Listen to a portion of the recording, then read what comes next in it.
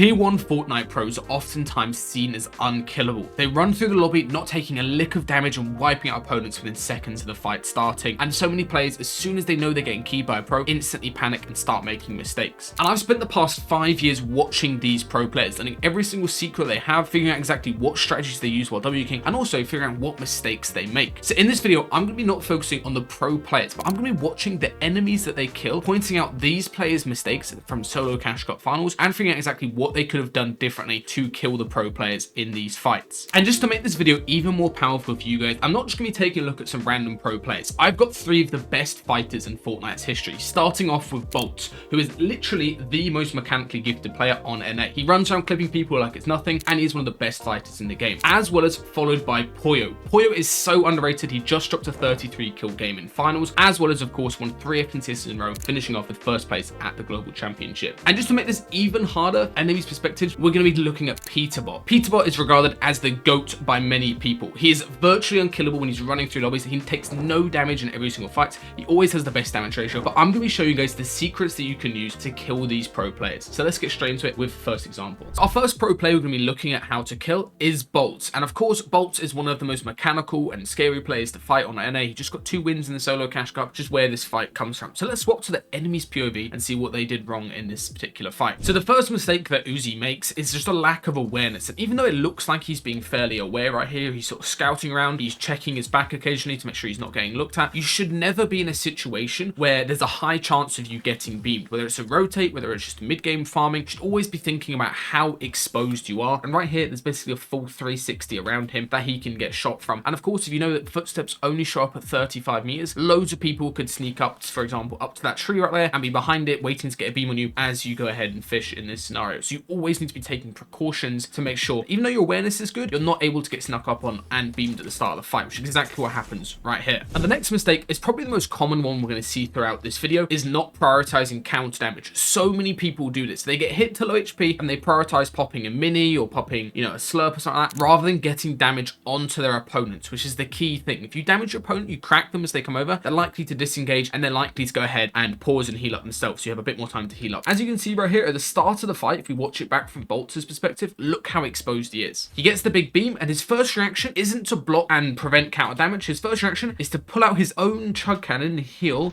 completely in the open, and then extremely riskily ramp up like this, which you would never ever do if the opponent was actually looking back trying to chop him out, because of course this is a very free chop out, it's a very free beam, or at least getting some damage back in return on Bolt to prevent him from just aggressively pushing over. Now the final mistake that Uzi makes in this fight is a very common one. It's just not making space correctly. Look, he's got 1,000 materials, and for some reason he decides to not use a single one of them apart from on this original 2x1. And look what he does. He tries to heal up again, which is incorrect. And then of course, what does Bolt do? So what does Bolt's perspective? It doesn't take a genius at Fortnite. I'm sure everyone in the comments right now could answer and say what's Bolt's going to do. He's going to place a center wall and he's going to place a cone.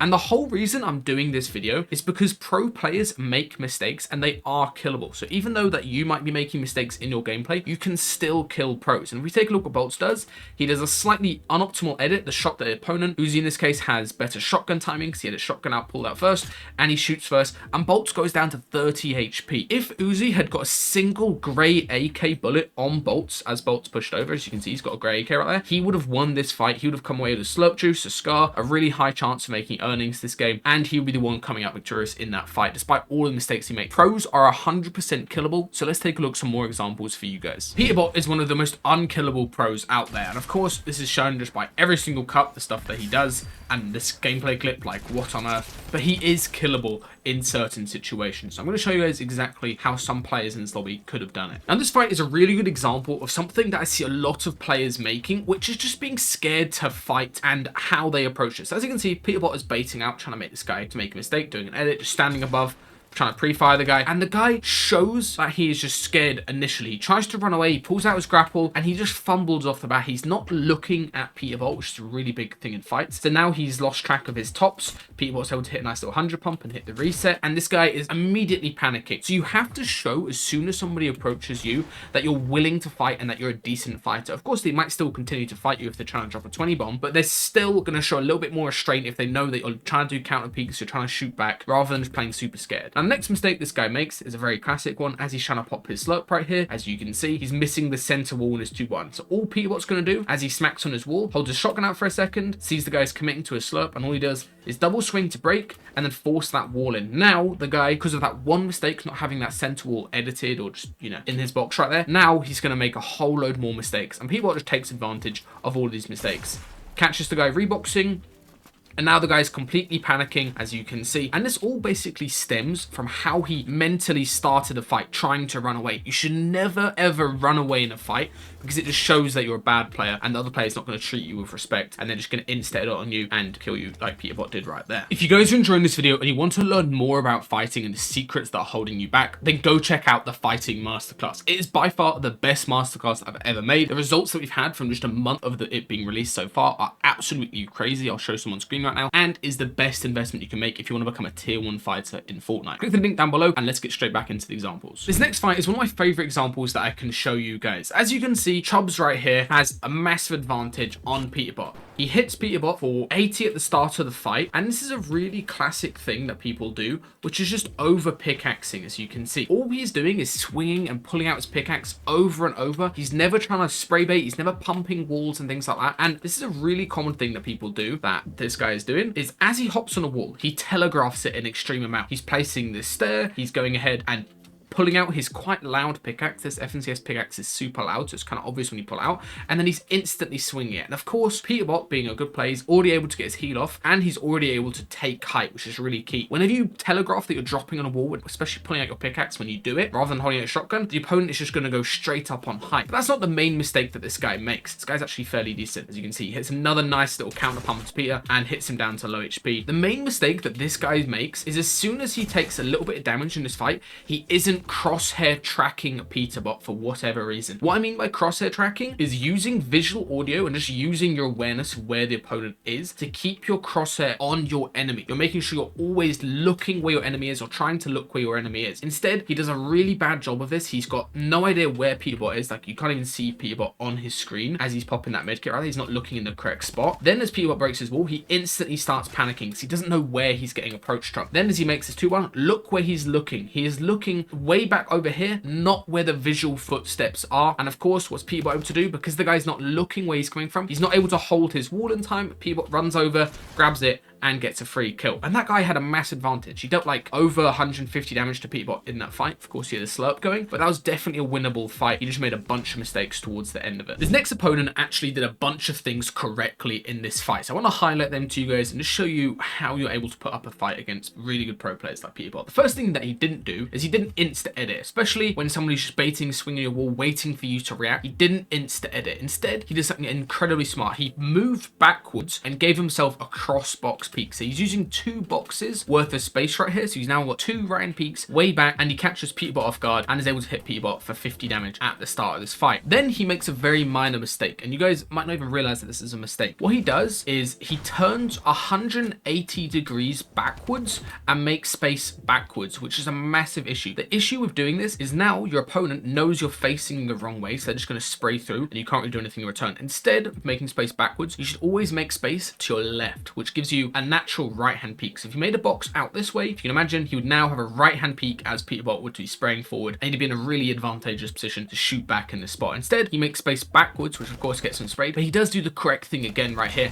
which is shooting back, getting some counter damage, and actually gets like a pretty decent amount of damage onto peterbot. However, this is when he makes one very small mistake right here, which is he re-aggresses through space that peterbot owns. You've got to be very careful of doing this in fights. The issue with what he's doing right now is peterbot owns all of this space around here. It's very risky for him to be on this wall. So of course, he's thinking, let me disengage. If you do want to aggress somebody who you've hit low, always go through open space where you can establish control. Like, go from the side here where you can grab walls, you can obviously cover your back, and now you be the one in control of this fight and how it plays out, especially when you've got 100 damage advantage. Instead though, he approached the wrong way, went back through peterbot space, and now he's thinking, okay, let me just dip out the fight, I'm super stacked, and he dips and he gets pretty unfortunate, I'm not gonna lie. he does a bunny hop and takes full damage and loses the game based on that, and feeds all his loot to peterbot. But he did a bunch of things correctly there in that fight, and I just wanted to show you guys that it is possible to counter fight against pros when they're aggressing your wall, and that guy did a really good job of doing a bunch of things correct. Now the next player we're going to be taking a look at is of course Poyo. He just dropped the world record elims in solo cash cup finals with a 33 bomb, which is absolutely ridiculous. And of course he's doing it with the Brutus minigun, which is thankfully now removed, but there's still a key skill that a lot of these players, especially like all these players here, literally died the exact same way, which is pro or pre-fire shots as somebody breaks your wall. It's a really important skill to learn,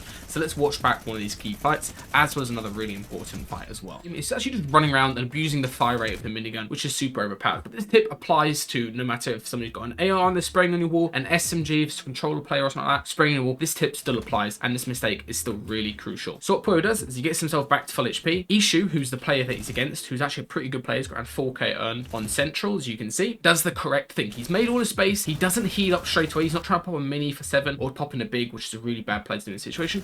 Instead, what he does is he closes the gap towards the enemy, and the reason he's closing the gap right here is because the minigun or whatever spray gun the enemy is spraying the walls with remains effective no matter how far away from the box they are. It remains effective they're within 1 tile or 3 tiles or 5 tiles most of the time. However, your shotgun remains way more effective if you get closer to the enemy within 1 tile, which is exactly what he does. He runs forward, waits for the wall to break, gets a pre-fire there, and then gets even more damage with his AR straight after as well. And now Poyo is hit to low HP. But watch what Poyo does, and watch what Ishu's mistake is right here. What Poyo does really smartly is places brick, so it's harder for the enemy to track him. As you can see, it's harder for Ishu to track where he's breaking. And then Ishu makes a classic mistake, which is trying to end the fight too quick when he's one pumpable, as you can see. What he does is he runs forward, breaks Poyo's stay exactly like Poyo just did to him. So he breaks the build, and now he's going to be completely exposed, and all Poyo needs to do is just line up an easy shot, and Ishu can't track him through the brick right there. The key mistake that Ishu made is not breaking with a mistiming. You want to always try to break things, not at the timing the enemy expects, where they can just pre-fire you in return. So from Poyo's POV, he gets hit for an insane amount of damage, and all he needs to do in return, is he knows there's a little bit of damage advantage, he knows Ishu's a little bit low in this situation. All he does is waits for the stair to break, lines up his shot, and Ishu's able to, missing his shots right there, and he's able to get a free kill. You want to make sure that when you're breaking the build, you're not doing it at a timing the opponent expects, which is why double pickaxing or just full spray replacing is a really bad play to do. This next player that Poyo is against right here on his way to a 30 bomb in finals was actually really good. This guy got his first earnings, the cash cup, after this cash cup, so the next finals, and he actually did a couple things very nice at the start of this fight. First thing he does is very smart peeks from below. He's going for counter peeks, he's doing everything well, he's got his 2x1 set up correctly, everything is pretty much perfect so far. And he also does a really nice play here in a second. So as he goes ahead and does another nice little counter peek, gets even more damage advantage. So he's not really taking too much damage at this point in time. Look what he does. He does an absolutely beautiful tempo switch. So he goes ahead, since he's been playing slow for ages, as soon as he gets a little bit of damage, he changes up the tempo, does a super aggressive grapple up onto Poyo, and cracks Poyo. And everything so far, really, really good. However, this is where he makes a fundamental mistake in this fight, is he doesn't press his advantage. He doesn't go ahead and aggro Poyo. He doesn't go ahead and decide he wants to fight, which, could be a good call since he has the HP advantage at this point in time. And he sees that Poyo's got a slope ticking. So at this point in time, it's probably not worth this fight. And he has like a little bit of a window where Poyo's boxed up, and he could easily just disengage this fight. Instead, though, what he decides to do is just box up above Poyo. So Poyo's basically still going to continue and force this fight. And now, of course, just versus the minigun, when you've got no heals and you've got a grey pump to counter shoot with, it's going to be very hard to do anything about this. There's a couple of really nice counter peeks right there, get some damage in return, but it's basically over at this point in time. He's only got wood, and Poyo plays a wide angle with the minigun. If you guys ever have an advantage in a fight, you need to press that advantage or use the opportunity to disengage, get the hell out of there if you do not want to fight that opponent. Alright, that's all for this video. Please leave a comment down below if you enjoyed this different type of video where I'm watching the enemy's perspective and pointing out mistakes rather than just watching the pro players running through the lobbies. Definitely let me know down in the comments. And also, if you could go ahead and subscribe, it's completely free and it will help me out massively. I'm trying to hit 150k before the end of the year. So of course, subscribe, leave a like if you're already subscribed. And also, if you haven't already, check out the Fighting Masterclass. The results from 1 month of this masterclass have been absolutely insane. Like, genuinely so much improvement from players. And I really hope that any of you guys who get it are able to use it to your full potential and unlock your skill cap as a player.